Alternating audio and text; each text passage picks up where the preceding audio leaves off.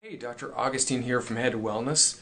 I wanted to talk to you today about thyroid function and thyroid issues. Many people have thyroid problems today, and what that looks like is you can have low energy, you can gain weight and have problems losing weight. You can have insomnia, difficulty sleeping, you can have mood and emotional disorders such as depression and anxiety, mood issues. You can have digestive issues, problems from top to bottom within digestion. There's an array of issues that go along with thyroid issues because your thyroid affects your full body function. Thyroid is a big deal. So what I wanted to tell you today is you go to your doctor and they do blood work, and typically they only do one marker like TSH, and they will then put you on Synthroid because your thyroid, your TSH marker actually went to what? Too high. So when TSH is too high, it means your thyroid functioning is too low. Your TSH is trying to tell you, hey, thyroid, come on, let's kick out more T4, thyroid hormone. They'll put you on Synthroid, synthetic thyroid hormone. Instead of asking the question, instead of just giving you the missing thyroid hormone, why don't they ask the question, why is it missing? So what I want to talk to you today is what goes on in thyroid function and thyroid metabolism and physiology, because this is an essential part. This is an essential missing part. So if your doctor isn't doing these types of tests with you, you need to speak to him about that, or you need to talk with a functional medicine doctor to figure this out for you. So let's talk about it.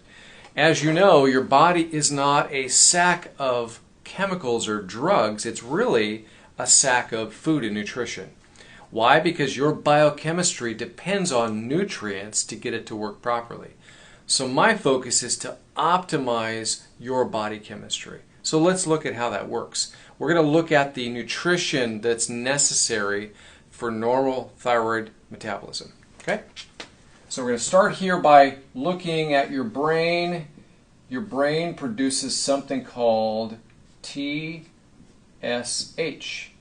And that TSH then tells your thyroid gland to produce something that's called T4. So far we got two hormones. T4 then needs to be converted to T3. Now T3 is the active form of your thyroid hormone. So T4 needs to be converted to T3 similarly to crude oil being sent to a refinery to refine it into gasoline for your car. T4, your thyroid makes a lot of T4, very little T3, so you need to convert your T4 to T3. And then if that occurs, your T3 needs to be able to get inside the cell. So imagine the cell. Inside here you have DNA, and on the surface of your DNA is a receptor site that this T3 needs to get into. And if that's the case, you end up with something that would be called great or normal metabolism. All right? If that happens, you get good metabolism, your energy is normal and good, your body composition is awesome as well. So what does it take to make this happen?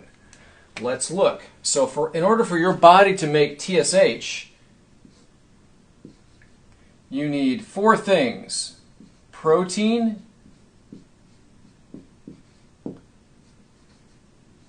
magnesium, vitamin B12, and you also need zinc.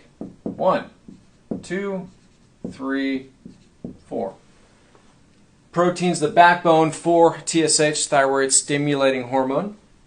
So you need all four of those. And if that then occurs, it'll tell your thyroid to make some T4. So T4, let's look at what's necessary to make T4. You need, number one, you need a substance called iodine. Why is iodine necessary? Iodine in T4 is actually 4 iodines, and T3 is 3 iodines.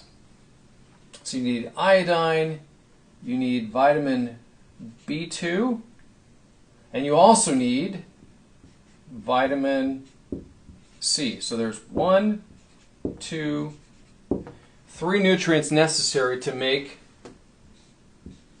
T4. Now, if you can convert T4 to T3, that's great. There's something necessary to make that conversion, and that's called selenium. That's necessary to convert T4 to T3. If you don't have selenium or enough selenium, then what actually ends up happening is you get this substance that's called reverse T3. Now, reverse T3 doesn't really work in your body. It's actually inactive T3. So you don't want much of that, and so therefore your doctor should run a test teasing out T3 comparative to reverse T3. You need to know that. Why? Because then you'll understand that you have a selenium deficiency. Now, another necessary thing, let's just say that you have all this and this works. Now we need to get T3 inside the cell and onto the receptor, and there are two nutrients necessary to do that. One of them is actually called vitamin D, and another one is called vitamin A. So 1, 2. So we have vitamin D and vitamin A to get T3 into the cell, onto the receptor site, so you can end up with great normal metabolism. You have 3 items here to convert, to make T4, iodine, B2, and vitamin C, and you have 4 up here. So there's a total of 10 nutrients necessary for thyroid chemistry, thyroid biochemistry to actually work correctly. So what I'm saying here is that this nutrient content is necessary for you to actually have normal thyroid function. We want to optimize thyroid function, so this is an important part of it. If your doctor's not testing you for those items, these nutrients, you need to know that. Typically when we do a thyroid panel, the comprehensive thyroid panel that we do is actually all 10 markers for your thyroid. Unfortunately, your doctor probably only does 1 or 2 markers at the most. He might do TSH and maybe T3. Okay, that's not the full picture. So what's my point? What is necessary for your thyroid to actually function normally? 10 different nutrients. 10 different nutrients. Nutrients are necessary. Your body is a sack of food. So food is necessary for you to actually have normal thyroid function. Your doctor needs to actually test for more than just TSH. He needs to actually test all 10 markers. 2 of the markers that typically they don't test unless you can maybe get to an endocrinologist to test this would be your thyroid antibodies, your TPO and thyroid globulin antibodies, and that sets you up for a whole different understanding, which we'll talk next time about autoimmune thyroid function. Autoimmune thyroid is called Hashimoto's if you have lower thyroid function, and Graves if you have too much thyroid function, hyperthyroidism. Those are both autoimmune conditions, and if you're a lady and you have lower thyroid function, then over 90% of the time it's going to be autoimmune thyroid, and we'll talk about that next time. I hope this helps. Please leave comments and or questions about this video. I hope it's useful for you. And if you'd like to know more, we have a free discovery consultation with me. I'd love to chat with you about this and answer your questions. And that is on my website. My website is aheadtowellness.com. My email is draugustine@gmail.com.